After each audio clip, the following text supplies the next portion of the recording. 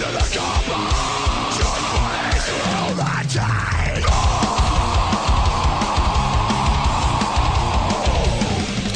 in 2003, Parkway Drive is an Australian metalcore band from Byron Bay, New South Wales. As of 2010, Parkway Drive has released 3 full-length albums, being Killing with a Smile, Horizons and Deep Blue, as well as a DVD that I recommend everybody goes and gets a copy of so they can safely say that they own one of the best music DVDs on the planet. Plus, it'll give you a much greater look into the band's beginnings, history and epic live presence. Before the release of their second album, Horizons, the band were placed on the bill for the US Vans Warped Tour 2007 as the only Australian band on the tour. After the release of Horizons, however, the band toured through the US, Australia and Europe with such bands as Killswitch Engage, Bury Your Dead, Darkest Hour and many others. Now known and loved worldwide, the band's third album, Deep Blue, was released onto the Australian iTunes on the 25th of June, and after 4 hours the album reached top second position on the iTunes album charts in Australia, with Eminem's Recovery album seizing first position. Deep Blue was released in the United States and Canada on the 29th of June 2010 and is now available worldwide. I managed to get onto the phone with Winston to speak with him in regards to Deep Blue and how it is his most personal album to date. Winston, how you doing, buddy? Doing good, how you doing? Good, mate, good. Stoked to be talking to you, man. I've been following your band for quite some time. Cheers. Really enjoyed the DVD, man. I like every single person who pretty much comes around to my house. I make them watch the DVD, and I've gotten a few people into it who aren't even into hardcore or metal or anything like that, so...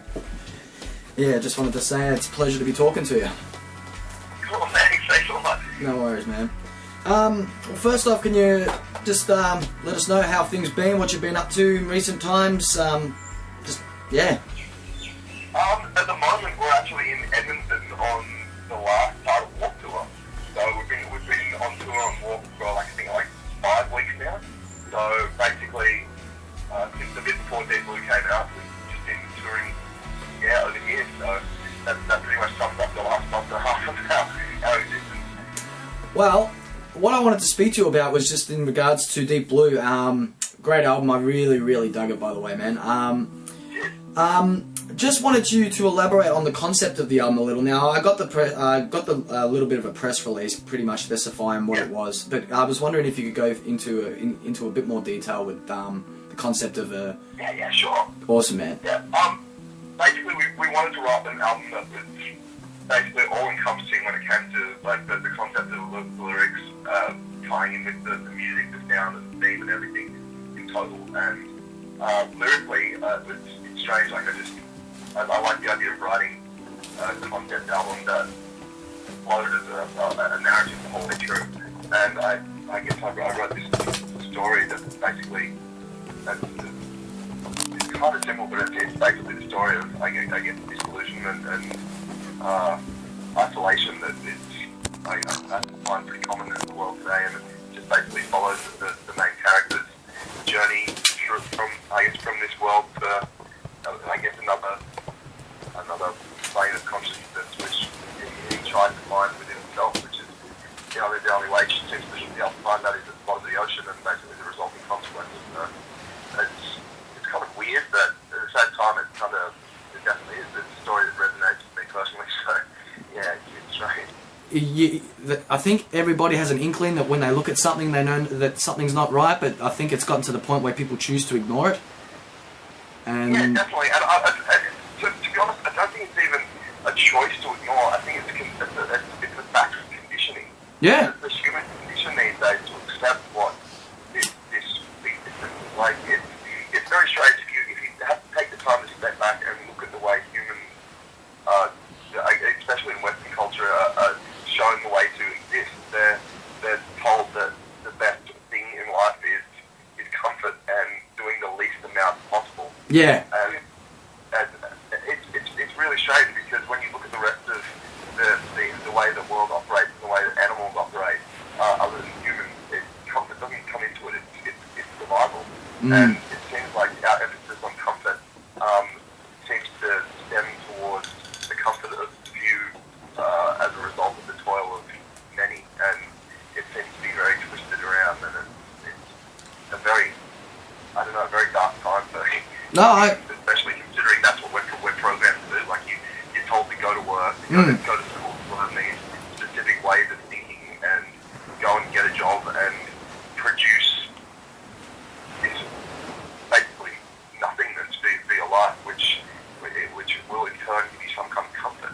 But at the same time, like we don't live in a time where you go to work and you physically see the endeavours of your labour, be it in food or shelter or anything like that. You're told to punch in numbers on a computer or be a statistic on a pay sheet. Yeah, the funny thing is, I think a lot of people actually feel the same way as what you've actually written down on the album, because I know I sure as hell do, and I felt that way for a while. You get very angry, and no one's doing anything about it because of this, and I believe it's exactly what you said. It's this preconditioning of what, it starts from when we go to school, man. I mean, they pretty much put you in this mindset where it's basically it's normality. It's the way society works. You got to do your part, completely.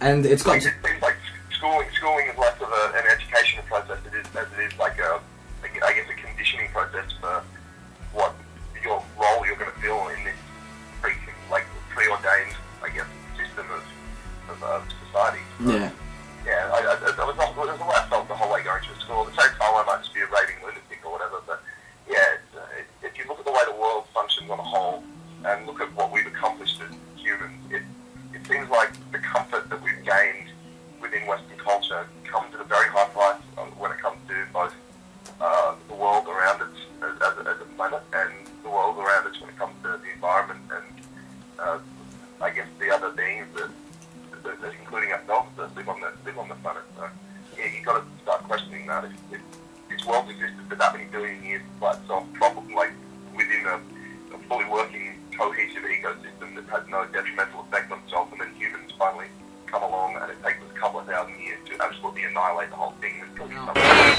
songs like Romance is Dead, I got pages and pages of people saying it's about a guy breaking up with a girl, it's about a girl breaking up with a guy, this, that, and the other, and I'm just like, guys, get a fucking clue. It's you're pretty much labeling this song as the exact thing that it's like speaking out against, you know. Yeah, basically. So I just wanted to confirm that. I just wanted to. Yeah, it is. Yeah, you'd be surprised how many. I have no problem with people interpreting lyrics as something totally opposite from what I've meant it to be written as, because at least someone else is getting something out of it that they never intended them to get. It's still a positive thing, but at the same time, that's definitely an odd one when it comes to meanings, because people seem to get it the exact opposite from what I wrote it for. Yeah. In terms of Deep Blue, some really personal tracks for you. I mean, I know that the whole album is probably personal, collectively, but if you could pick one or two tracks which really speak from like deep within you, which ones would you focus on? Hard one. I'd say Deliver Me, definitely. Yeah. And Home to the Heartless. They both come from different perspectives. Deliver Me is definitely a very more introspective track, and Home to the Heartless is about the town I'm from. But yeah, both of those ones. You're right. It's probably the most personal album I've ever written, but they definitely come from different perspectives of, I guess, my personality, which is kind of strange. It's hard to compare them all. Yeah, no worries, man. Well, listen, it's been great talking to you, Winston. I know you probably hear this from a lot of the guys, but I'll try and make my way up to you and say hi and see if I can sit down and have a chat with you at some point, man. Yeah. All right, but no worries. Thanks for talking, man, and I appreciate your time. No worries, my pleasure. Take it.